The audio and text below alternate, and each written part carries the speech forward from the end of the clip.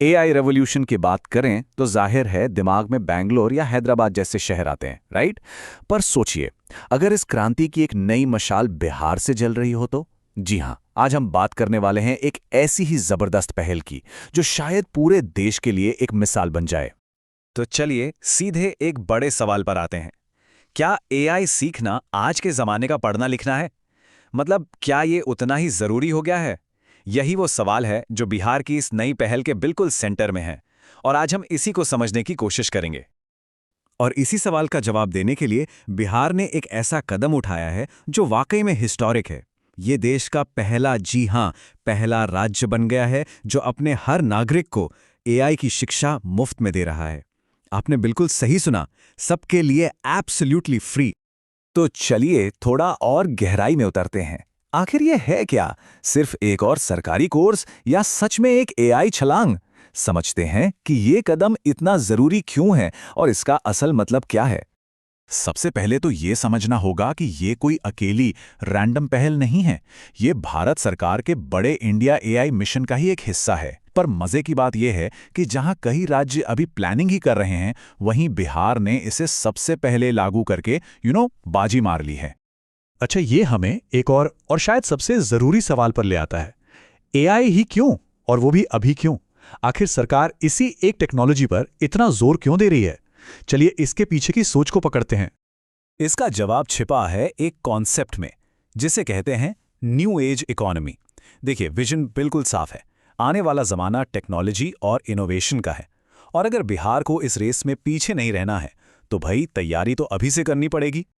और इस सोच की पुष्टि बिहार के मुख्य सचिव प्रत्यय अमृत के शब्दों से भी होती है। उनका साफ कहना है कि एआई के भविष्य के महत्व को देखते हुए समाज के सभी वर्गों को नए पाठ्यक्रम का अधिकतम लाभ उठाना चाहिए। मतलब एकदम क्लियर है, ये सिर्फ टेकीज या इंजीनियर्स के लिए नहीं है, ये हम सब के लिए है। तो अब तक हमने बात की क्यों की, अब आते हैं क्या पर।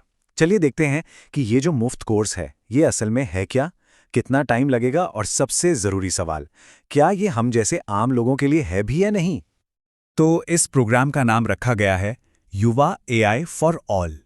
और जैसा कि नाम से ही जाहिर है, इसका मकसद एआई को हर किसी तक, स्पेशली युवाओं तक पहुंचाना है। और अब आती है सबसे हैरान करने वाली बात, ये कोर्स सिर्फ 4.5 घंटे का है। जी हां, 4.5 आवर्स।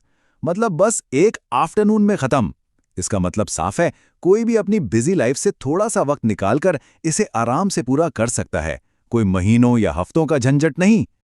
और शायद सबसे बड़ी बात, इसे करने के लिए कोई टेक्निकल नॉलेज, कोई कोडिंग वोडिंग की जरूरत नहीं है।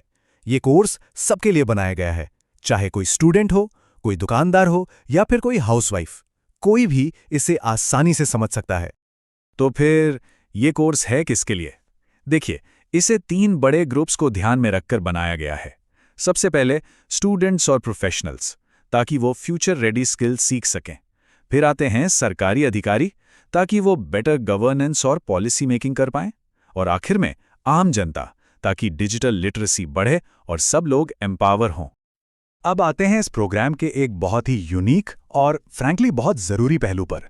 यह सिर्फ जनता के लिए नहीं है, इसका एक बहुत बड़ा मकसद गवर्नेंस यानी शासन को सुधारना भी है।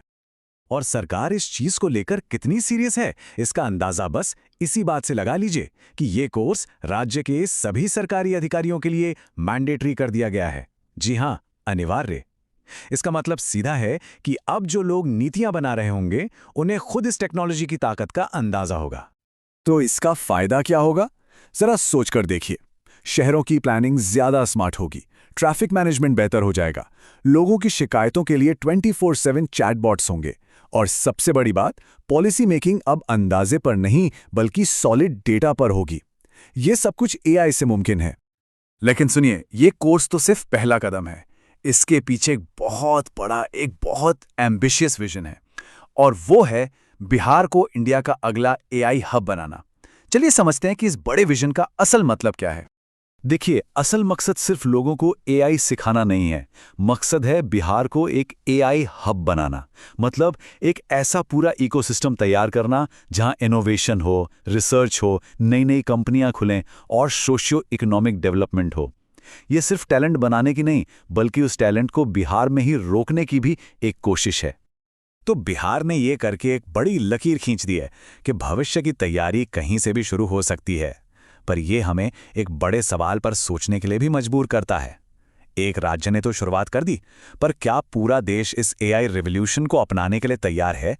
और उससे भी बड़ा सवाल, क्या हर कोई व्यक्तिगत रूप से इसके लिए तैयार है? इस पर सोचना तो बनता है।